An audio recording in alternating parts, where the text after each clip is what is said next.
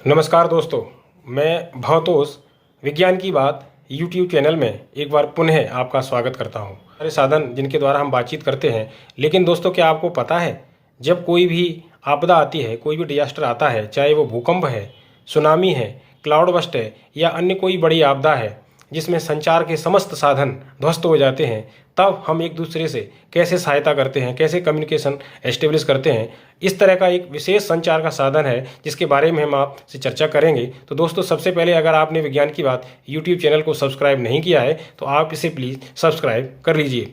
दोस्तों, हम अब बात करते हैं आज के इस महत्वपूर्ण विषय के बारे में। दोस्तों, जब आपदा के समय समस्त संचार के साधन मोबाइल, टेलीफोन, मोबाइल टावर्स ये सब ध्वस्त हो जाते हैं, एक दूसरे संपर्क का कोई साधन नहीं होता है, तब एक ऐसा साधन है जो आपदा के समय सभी को जोड़ के रखता है, सभी प्रकार की मदद पहुंचाने में, चाहे वो दवाई के रूप में मदद है, सरकारी मशीनरी की मदद है, खाद्य सामग्री के रूप में मदद है और अन्य कोई आवश्यक मदद है, वो पहुंचाता है। वो है हैम रेडियो।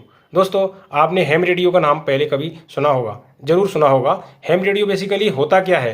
हैम रेडियो एक संचार का ऐसा साधन है जिसको प्रयोग करने के लिए बहुत बड़े किसी विशेषज्ञ, किसी बड़ी डिग्री की बिल्कुल भी ज़रूरत नहीं होती है। हमारे देश में, भारत में जो हैम रेडियो का लाइसेंस है, वो 12 वर्ष से अधिक उम्र का कोई भी व्यक्ति हैम रेडियो का ऑपरेटर बन सकता है, उसको हैम रेडियो का लाइसेंस मिल सकता है, बशर्ते उसकी उम्र 12 वर्ष से ऊपर होनी चाहिए।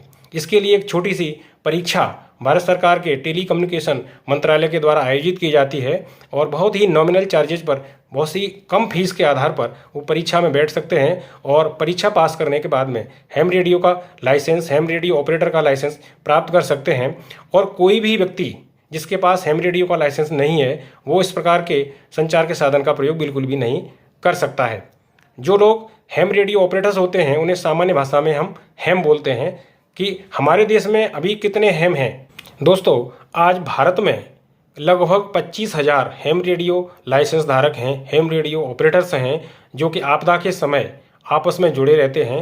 एक दूसरे से लोकल लेवल पर और नेशनल लेवल पर आपस में कोऑर्डिनेशन रहता है और एक दूसरे की मदद की जाती है। दोस्तों, अगर हम दुनिया की बात करें तो दुनिया में करीब करीब हमारे जो हैम रेडियो धारक हैं, हैम रेडियो ऑपरेटर्स हैं, वो करीब 3 मिलियन के आसपास हैं, जिनकी संख्या लगातार बढ़ती जा रही है। दोस्तों, सबसे पहले जो हैम रेडियो का प्रयोग किया गया वो कब किया गया, आपको इसके बारे में बताते हैं। दरअसल फ्लोरिडा स्केप मैगजीन 1959 के अनुसार हैम रेडियो का सबसे पहले जो प्रयोग किया गया वो 1908 में 3 फ्रेंड्स थे जिनके नाम थे हाइमेन, एल्मे और मुरी।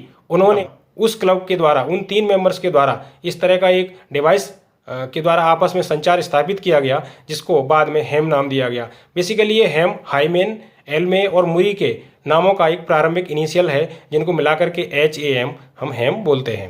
दोस्तों, जब देश में आपदा आती है, जब दुनिया में कहीं आपदा आती है, भूकंप आता है, सुनामी आती है या फिर अन्य प्रकार का कोई बड़ा इस तरह की आपदा होती है जिसमें जान माल की बहुत सारी नुकसान होते हैं, रास्ते बंद हो जाते हैं, आपस में कनेक्टिविटी नहीं बन पाती है, तब ये हैम रेडियो बहुत ही लाभदायक होता है। दोस्तों, हम सभी जानते हैं कि वर्तमान समय में पिछले कुछ समय से, पिछले 2-3 वर्षों में पूरी दुनिया ने कोविड महामारी को जिस तरह झेला, तो कोविड महामारी के शुरुआती चरण जो हुए थे उसमें जो हैम रेडियो ऑपरेटर्स थे उन्होंने बहुत महत्वपूर्ण भूमिका निभाई। उन्होंने लोकल लेवल पर, अपने नेशनल लेवल पर और वैश्विक स्तर पर आपस में संपर्क स्थापित करके एक दूसरे को सूचनाएं साझा की और मदद पहुंचाई।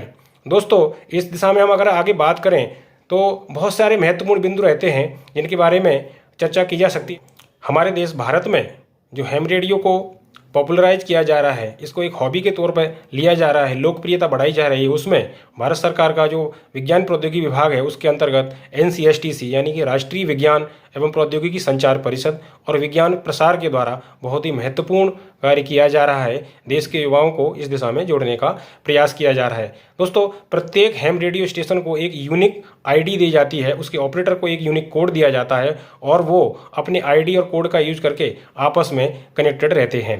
बेसिकली हैम एक अलग प्रकार का कॉलर साइन होता है, जिनके लिए आपस में जो बातचीत का जो प्रक्रिया है वो हर कॉलर की जो अपनी कोड ID है उसी के द्वारा वो पहचाना जाता है और इसमें जो बातचीत का जो चरण रहता है सपोज करिए भारत का कोई हैम रेडियो ऑपरेटर विश्व के किसी दूसरे रेडियो हैम रेडियो ऑपरेटर से बात करना चाहता है, तो इसमें सबसे पहले उसे भाषा की समस्या आती है।